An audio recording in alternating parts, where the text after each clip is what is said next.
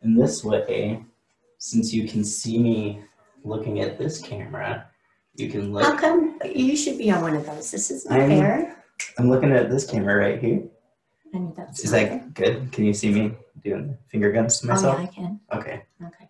In this way, you can tell me, you can look at the camera once in a while and tell me if my posture is bad. When I sit up, that's your cue. Okay, shoulders up. Okay. Well, welcome to Counterculture Media. Did you already turn it on? Yeah. Oh, geez. It's okay. I've got really good editing skills. Okay. Except for the video. The video is going to just be how it is because I'm not good at that yet. Okay. Welcome to Counterculture Media. I'm here with my mom. And today we are going to talk about yoga. And how are you today? I'm good. Are you nervous to be on a podcast? No, but you didn't tell me you were going to make a video. See, so that's... Yeah, it's a little precursor. I should probably start telling people instead of just surprising them. No. We're fine. Good. Because you're no stranger to being on camera and recording yourself. You have a yoga channel on YouTube that has more views than both my podcast and my YouTube combined. So, for me. So, what is your name and what is your yogi handle that you use? My name is Kaye Anderson, and on my YouTube channel, it's Yoga with Mataji. Okay. I got Mataji out of a yoga book that I read, and Mataji means grandma. Oh, really? Yeah, you didn't know that. I probably should have known. Makes sense. So, grandma yoga? Or just grandma in general? Yeah. I was wondering if you see Molly. I thought Molly would be cleaning herself right in front of the camera. No. So, tell me about yoga, because I can't remember exactly when you started getting into yoga. I just knew that it was kind of a shock for me. Kind of a change of direction for me. Yeah. Yeah. So what is it that initially drew you into the practice of yoga? Well, it was all about the physical, because your grandma, when she was like 80 years old, had back surgery. And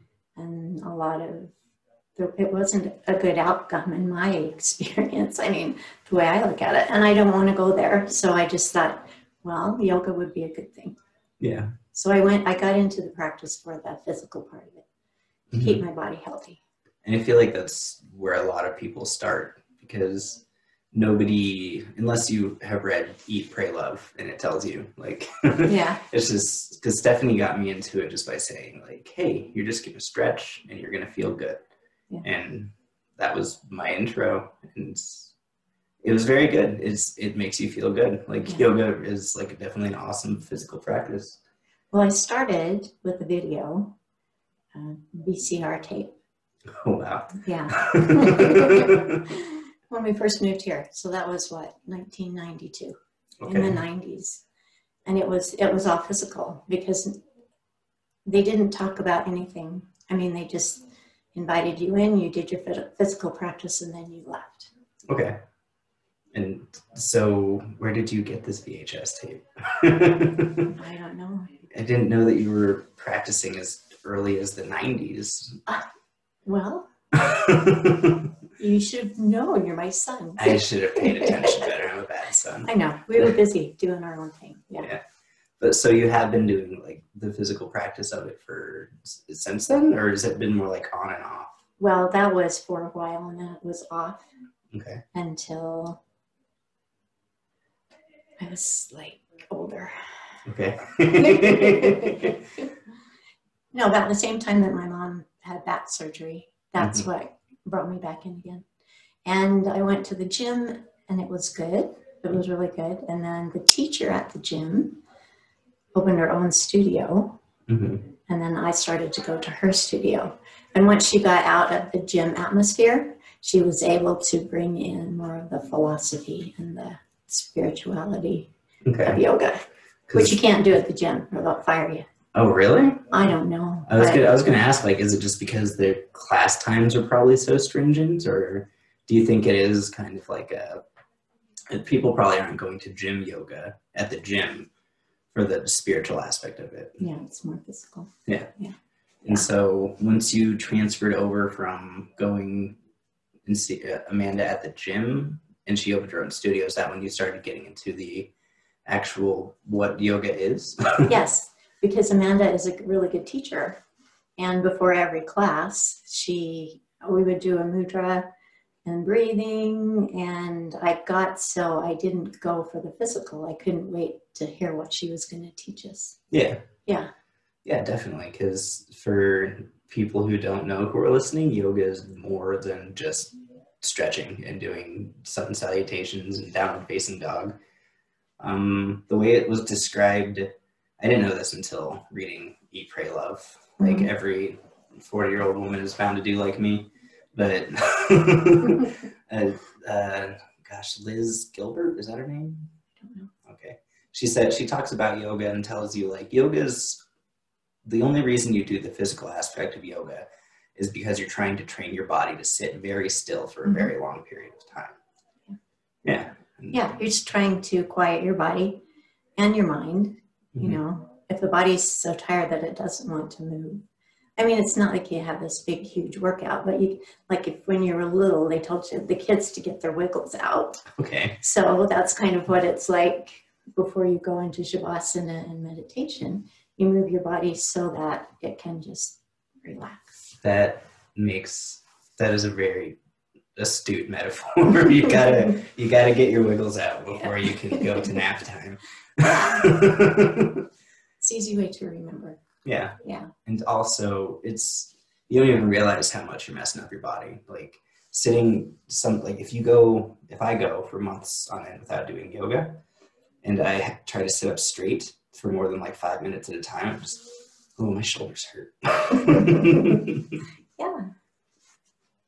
Yeah. So when you started learning about what would you call it, like the spiritual aspects of yoga?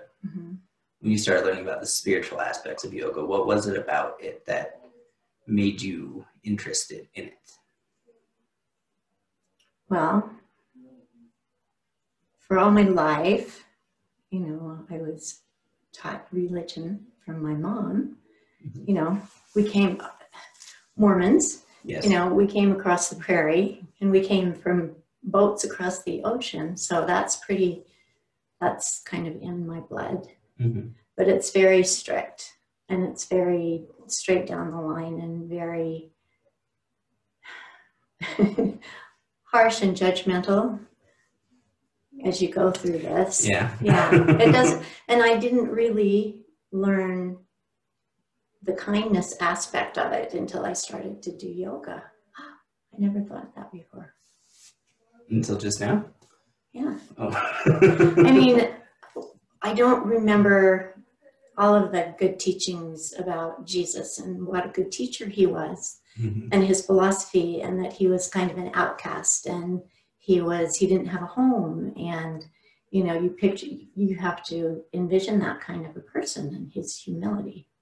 Yeah. And that's what I should have been teaching you guys. Instead, it was like, no. So if you drink caffeinated Coke, you're gonna go to hell. I forbid I drink coffee. I feel so guilty. I mean, and that's fine. I mean, I'm going to therapy for my childhood trauma, so. Yeah. But so that's my upbringing, and then I get into yoga, and 8 limbs of yoga. The first one is do no harm, which is kind of like the first one of the commandments is do not kill. So do not kill is, I don't know many people, that you have to say that to. Yeah. So I think in yoga we say ahimsa, which is do no harm, which is so much kinder. Yeah. It is.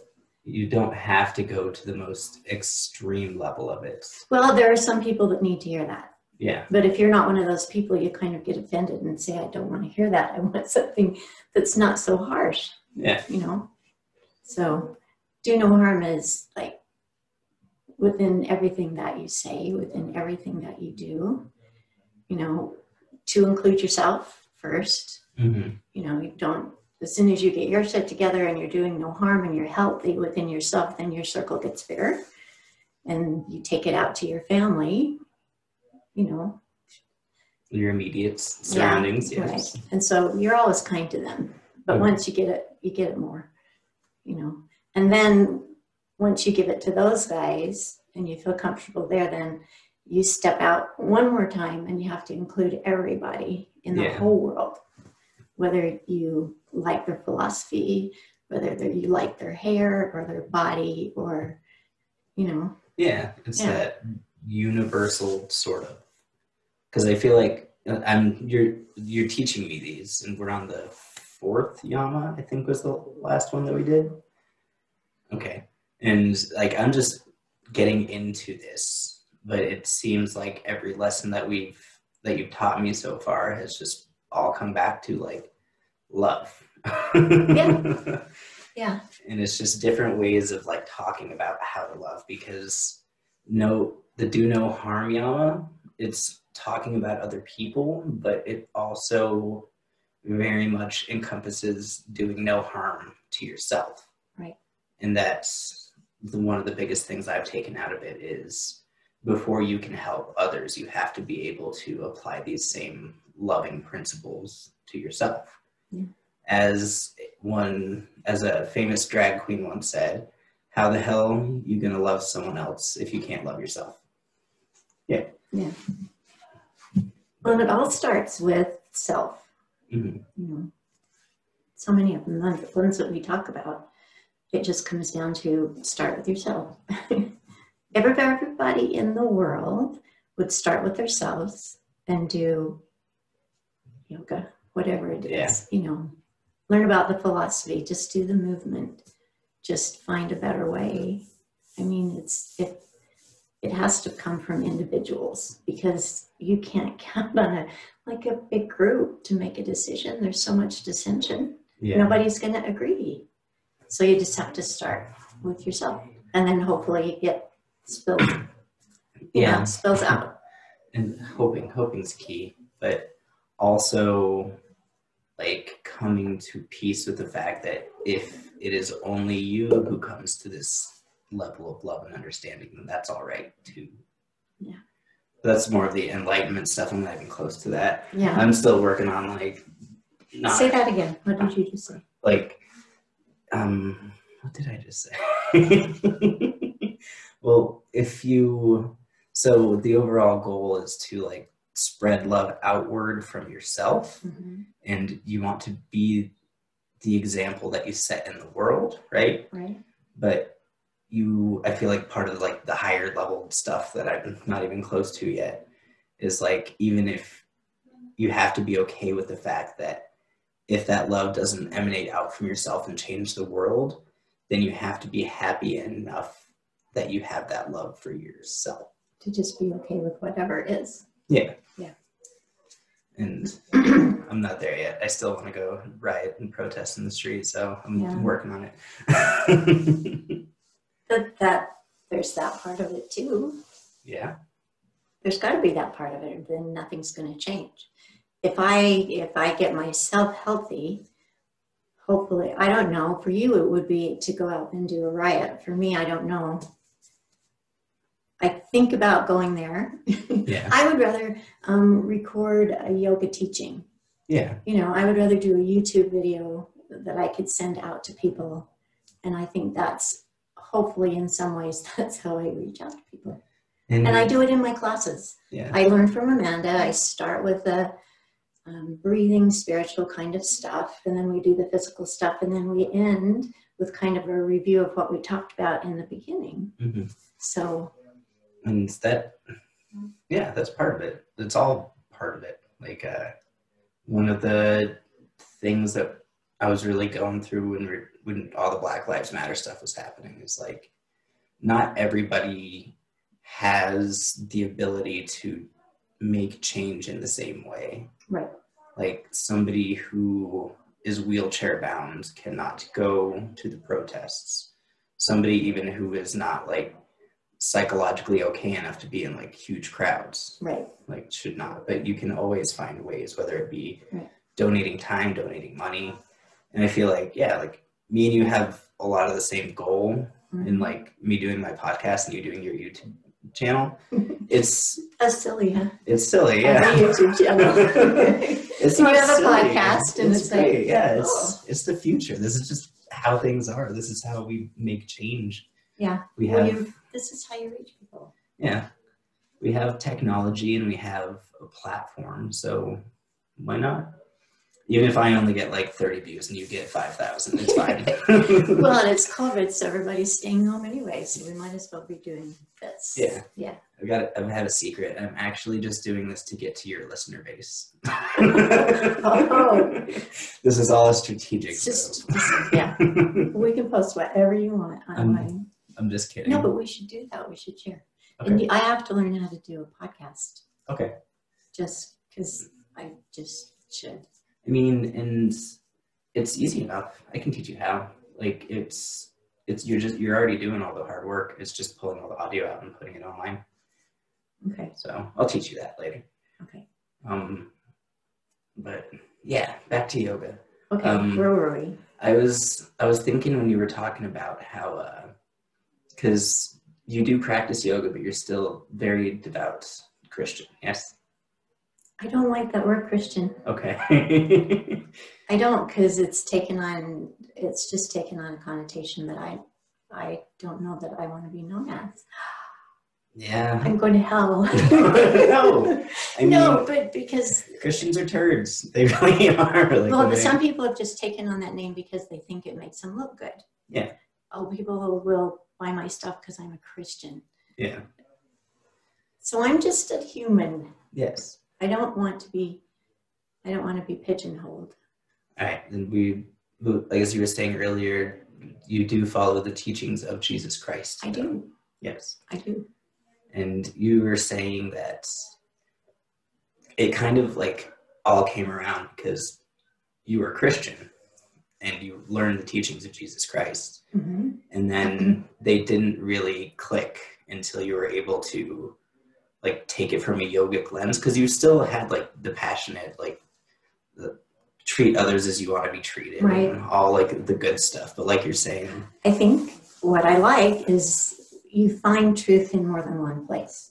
Yeah. And it's not all in my church. It's not all in my yoga. It's everywhere. And if truth is truth, no matter what spiritual, organization or person, you just kind of know inside that like, this is just truth. Yeah. Yeah. It's like, and it doesn't have to be given a name of, under an umbrella of association and culture. Culture sucks. That's my podcast. This is all about is how much culture sucks. Well, and I have a hard time with the Mormon culture. I really do. Because how it affected me and how it affected my kids. You guys are supposed to have felt loved. And not, I don't know, I always got the feeling that you didn't feel like you fit in, you were, nobody loved you there. I don't know what it was like to be a teenager then. Are you talking about in the Mormon church? Yeah. As a child, I really found a sense of community with them. Okay. I really feel like being raised Mormon made me into like a very moral and charismatic person. Ooh. I do. Those are good things. Yeah. I was put in leadership roles at the church, which led me to take on leadership roles as I grew up. I made a good friendship base, but then there just hit a point where I think what we're talking about is we were trying to come up with different interpretations of, the big questions. Yeah. And my interpretation was just like, I want to go do drugs and drink because I want to be a rebel. That, and just like, I just don't think that the teachings of Jesus were taught in a way that really vibed with me. No, I was like 30. Yeah. Yeah, I was in my 30s when I figured it out. I mean, and you figured it out, you didn't tell us. This is turning into family therapy. I feel really weird just talking to I the wonder why laptop over there. how come it's not on there? No, it's fine. I mean, you can still see over here, right? Okay. Do I have a good camera angle on me? Is this a good side? You're fine. I don't know. I don't have my glasses on. Oh, okay. Was that a strategic move so you couldn't watch us? Blurry over there. Okay. Yeah. But yeah. What were we talking about? I feel like having pursued a different spiritual path, like I spent like pretty much up until the age of 30, just being an agnostic, atheist science guy, because I was so turned off by religion from a very young age. Yeah. But now that I'm getting back into like the spiritual vibe of things, like I can look in hindsight and look at the teachings of Jesus Christ from the lens of someone who's just looking at it all from the same lens. Because that's what you were saying, right? Just like it's all really almost pretty much the same, right? With a lot of differences. Yeah. I mean, the truth is the same, but we take it out so much further, and we create cultures and ways of being that have nothing to do with what's in here. Yeah. Yeah. And what I found through yoga was that I could be who I am and it would be okay. Yeah. I didn't have to, and I'm still struggling with this because trying to fit in a certain way. And that's a long story. Trying to fit in. Being a wife, getting married at 19. So automatically before I'm 20, I've taken on a role. Yeah. And then I had these kids and I took on more roles. And then it's not been until lately that I feel like I'm kind of gone back to where I was before all that started. Okay. Yeah. You had all of these roles like put upon you. And I took them upon myself. Yeah. Yeah. But with Dad's changing health, I have more freedom than I did before. Because he gives me the freedom with his disease to be myself. Yeah. Why didn't I do that before? I mean, it was probably a lot harder before. As much as you've come into who you are, like Dad was still Dad. Yeah. And you can say Dad has Alzheimer's. I said it on the therapy episode. It's out in the world. Yeah. All 10 of my listeners. But yeah, it's the dissolving of the ego is a big spiritual thing. And do you think your dad has dissolved his ego? Heck yes. Yeah. Heck yes. I mean, it's different people. He's a different person than when he was an attorney. But I kind of like his humility and his meekness. Yeah. I think that's what's given me the freedom to not be as uptight too. Yeah. I mean, he has gone to he's just a funny, good-natured guy now instead of a quiet, grumpy man. Well, and he's involved. I mean, he used to sit on the outside and just kind of look in, and now he likes to be the center of attention. Yeah. And maybe it's him kind of going, like you said, like at 19, taking on these responsibilities. Maybe he's going back to when he was 19, and that's why you both are right now. It's just like... I think so. That's the way that Alzheimer's moves. Yeah. The most recent memories are gone first. So you're just moving back in time. Okay. Yeah. He keeps asking you when we got married. Yeah. And I tell him we've been married for 45 years, and he's like, no way. We've been married that long? Yeah. Anyway. I mean, that's the dissolving of the ego. That is definitely letting go of your identity. It's just like The trick is to do it before you get Alzheimer's. I know.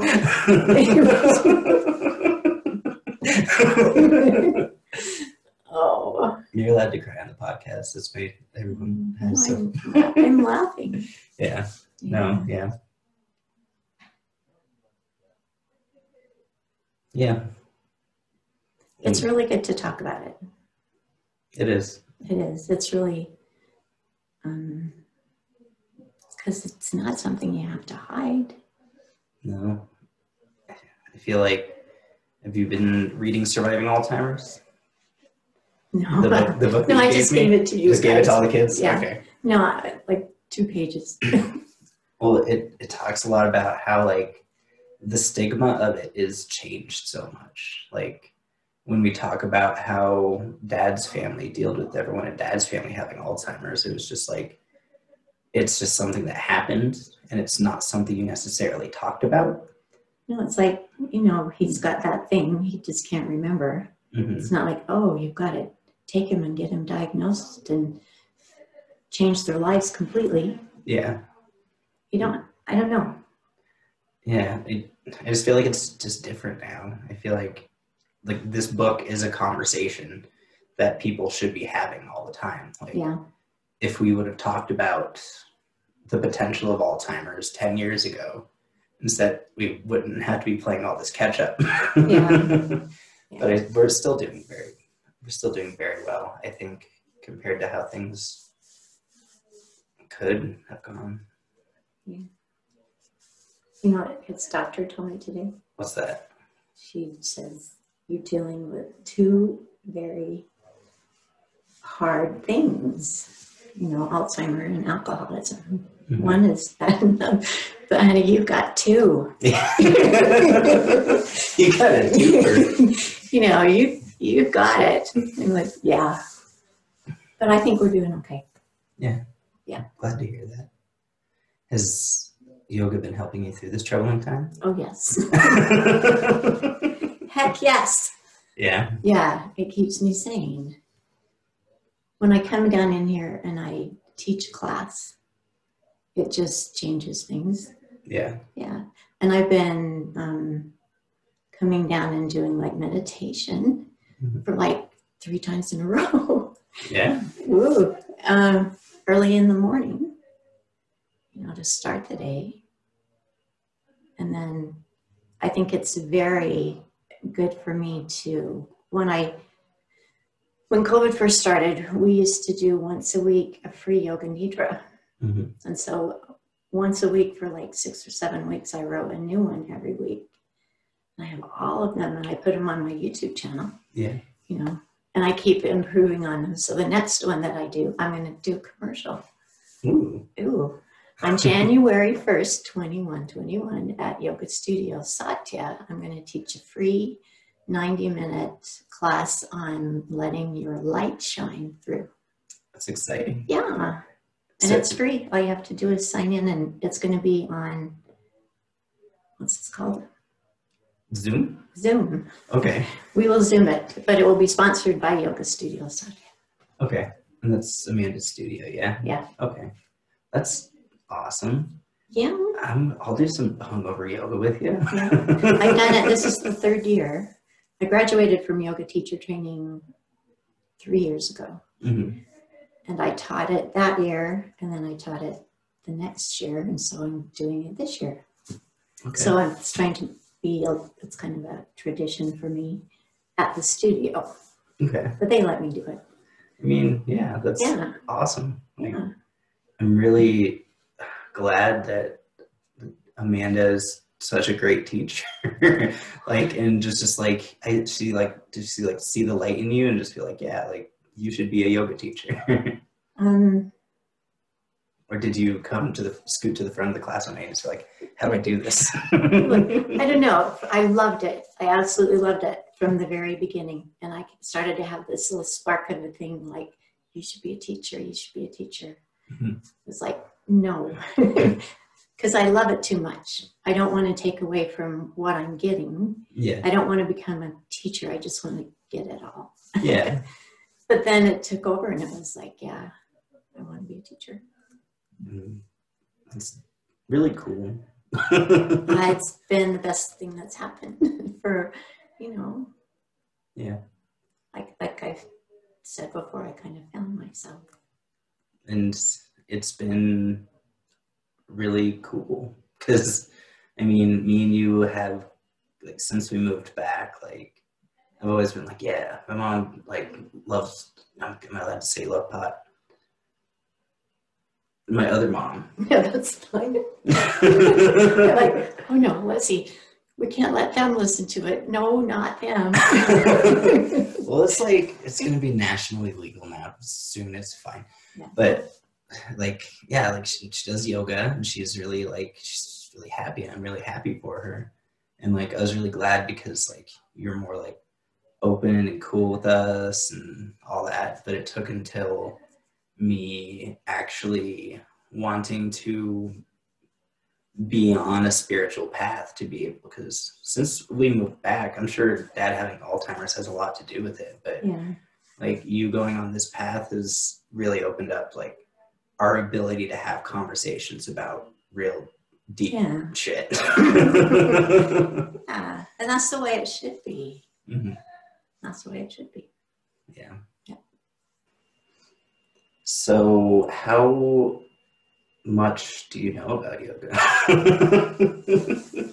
Well, I took one yoga teacher training class for 200 hours. Okay. And I took another yoga teacher training class for 300 hours. That's 500 hours. Okay. And I feel like I should know more. Yeah. I mean, it's like there's so much to learn. I know more than when I started, but I don't feel like I've by any means learned even a small portion.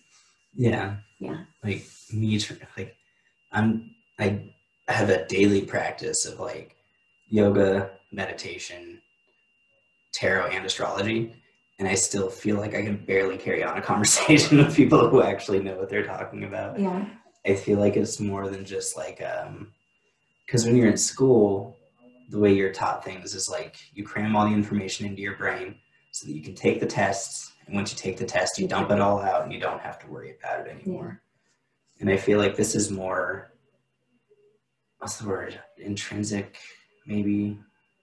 What is it? Like learning through experiential. Yeah. I love that kind. Yeah. Yeah. That's yoga's good, and that's why. Remember when Courtney was in that school, mm-hmm. and we went to seminars. I think I learned more through that.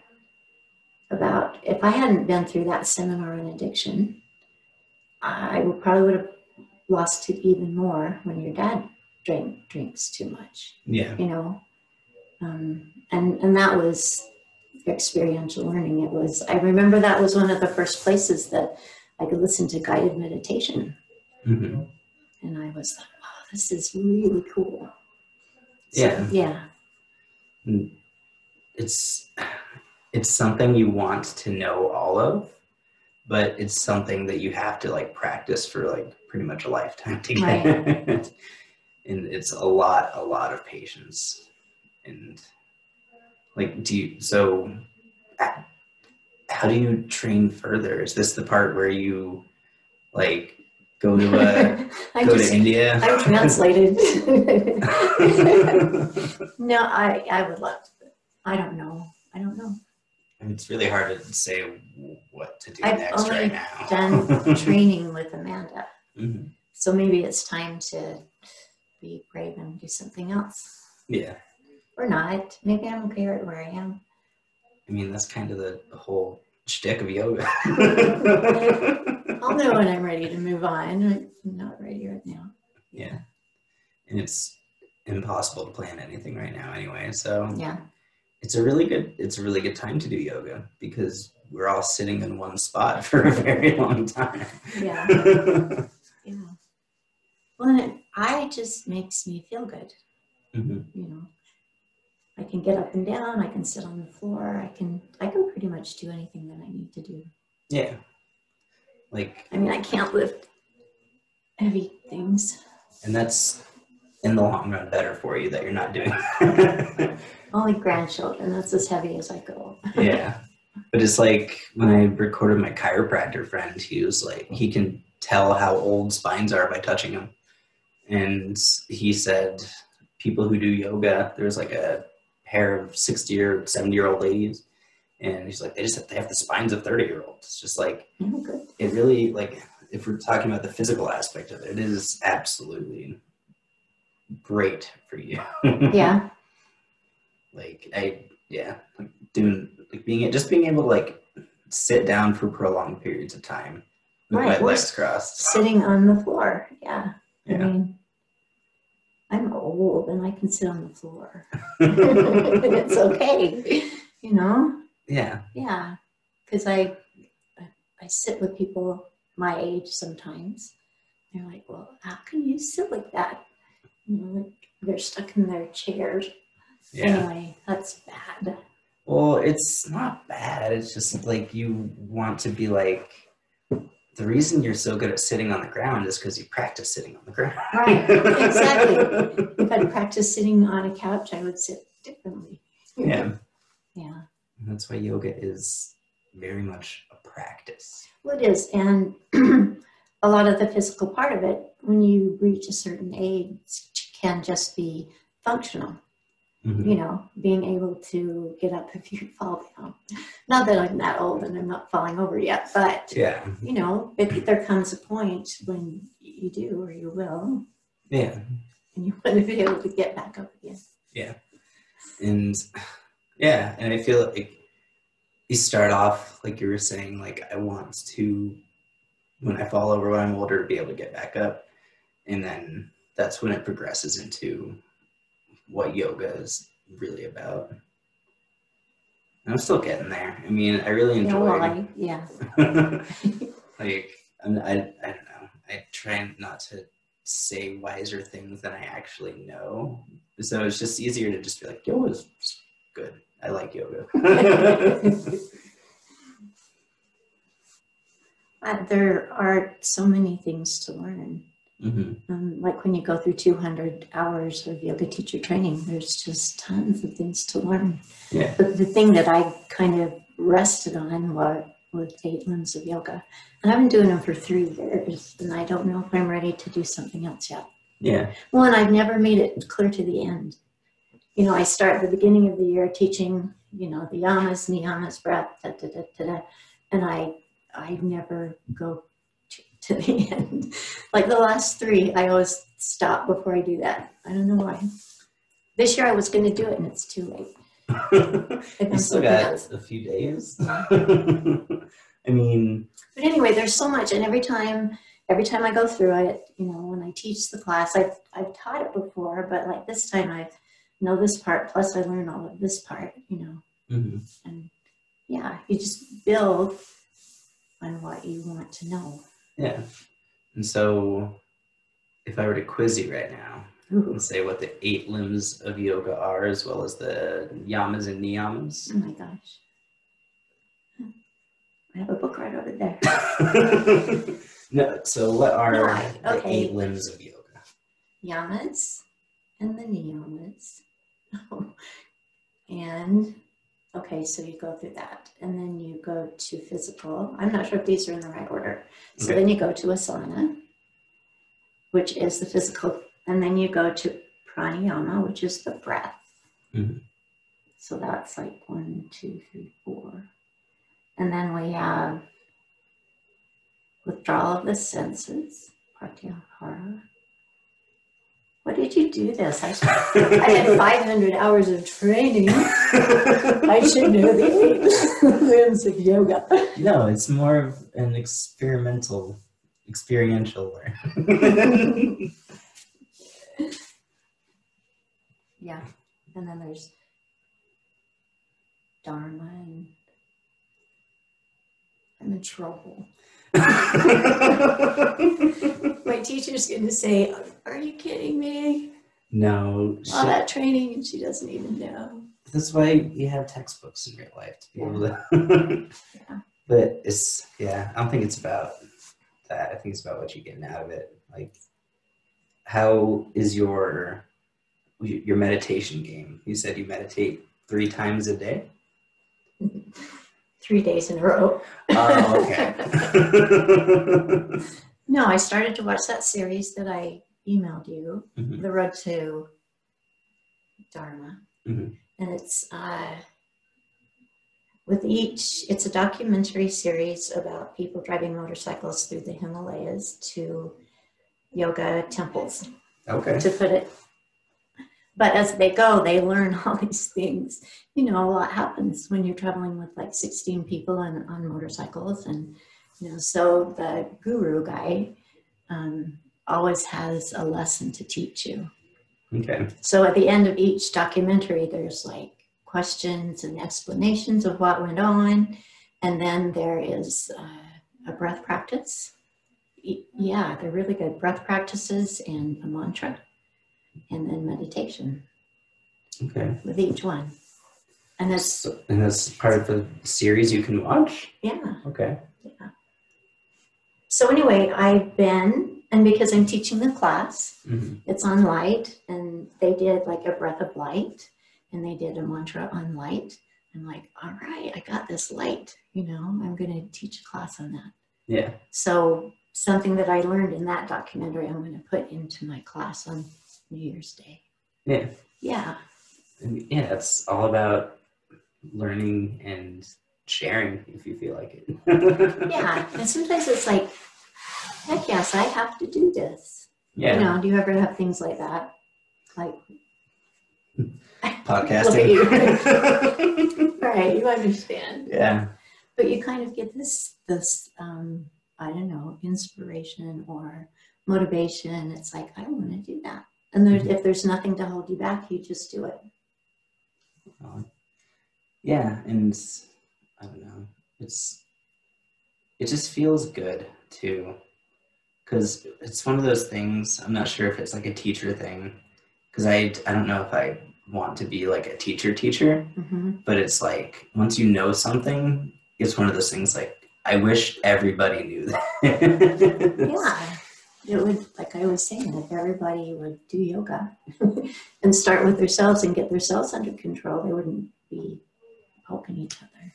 Yeah. Mm-hmm. It's a very timid way to say worldwide wars and genocides. Yeah. Okay. Well, thank you very much for talking to me. I really always get a lot when we come do yoga lessons together. I do too. Because we get to... Nobody talks to me like this, but you. No? Not really. I mean... We don't take the time. I mean... Nobody likes to talk about this shit. I do. I love talking about all of this stuff, but it's just like, I don't know. It's not that people don't want to talk about it. It's just that I feel like a lot of people, for them, their beliefs are very personal, which I think is kind of a detrimental thing that we both discovered. Yeah. Like the whole Mormon thing is just like, if you're not actively discussing your beliefs, then are you just sitting around agreeing with yourself all day? Yeah. It's like, I got it. Or going to a church where everybody's agreeing with themselves constantly. Yeah. Yeah. And so I feel really blessed that I get to have these conversations with you. I know, and that's because we designated time to do it. Yeah. Because we wouldn't have, we can say, we have this really important thing to do. Can you guys stay upstairs? Yeah, exactly. know? Just get someone to just distract Dad so that we can have an hour to talk about what happens when you die. It's important time, and I think I don't know, we're closer together too because of Alzheimer's. Have I said that to you before? Yeah. Okay. All of us, our whole family. Because life is going to be pretty goddamn serious. Yeah. I mean, it is. It's really serious thing. But it's how we treat it. Mm-hmm. And it's how together we are about it. it's work. I mean, it is work. You live with him. I'll read the book. You tell me what I need I'll to tell know you out of what's the up. book. Yeah. If I get desperate, I get the book out. But there are good videos that I've watched online. Mm-hmm. I'd rather watch a video than read a book. That's just the way I. Yeah. But yeah, we'll get through this. We'll record another podcast in like 6 months and see where we are then. What's this one going Or to something. say? Yeah. It's just going to be episode 9. Okay. Yoga. Maybe yoga and Alzheimer's. Part 1. We weren't very, we didn't stay on track. It's okay. I feel like I'd rather have a conversation than an interview anyway. Yeah. Because like the first few, I was very like trying to be like a reporter interviewing somebody about stuff. And it's just, I'm never, when I'm talking to someone who I respect about something that they know a lot more than me about, like you in yoga, I'd rather sit down and ask you about yoga than do a bunch of research and pretend I know more than I do coming into it. Yeah. Even though you failed your 8 limbs exam. I'm not going to get my certificate. Dang. All right. Well, thank you everybody for listening to Counterculture Media. I'm still really bad at figuring out how to end interviews. So do you have any words that have struck you as very wise recently, or a mantra that you've been living by? Well, we talked about brahmacharya. Was it last time or the time before? And it's about how we use our energy, how we spend our time. And I think it's very wise because, first of all, you have to know what you're doing. You have to slow down enough to say, what am I doing with my time? Yeah. You know, instead of just going through life without stopping or even thinking about it. Mm-hmm. And then once you notice what you are doing, then you have the ability to change if you so want to. Or add something in, or I don't know. Just be smart about not wasting, or I'm good at wasting time, but and not even being accountable. It's just like being aware. Just being aware of how you use and spend your time. Right. And And be grateful for what you have. Yeah. You know. Exactly. Be content. That's another yoga word. Santosha, contentment. Mm-hmm. That's kind of a hard thing, but yeah. If you can manage your time, maybe you can step over into the contentment. Yeah. And know what you're doing and being glad for what you're doing instead of saying, oh shoot, I'm doing too much of this and not enough of this. So just being aware to make changes if you'd like to. Yeah, because it's about, we were talking about spoons. We were. Now you have to remember what you told me about spoons. It's just how you spend your time, pretty much what you've been saying. It's like you only have a certain amount of energy you can give out to do certain things throughout the day. Right. And so it's about being mindful Mm-hmm. of how much a thing that you do takes up your energy. Yeah. Right. Exactly. Yeah. And not spending all your energy, you know? Because it's really easy to do, especially like if you're a people pleaser or if you have a husband with Alzheimer's or yeah. Yeah. Cool. Well, thank you for talking to me. I love you. I love you too. I'm really glad I would talk to you anytime. I'm really glad that this is just turning into the episode where I tell the whole world how much I love my mommy.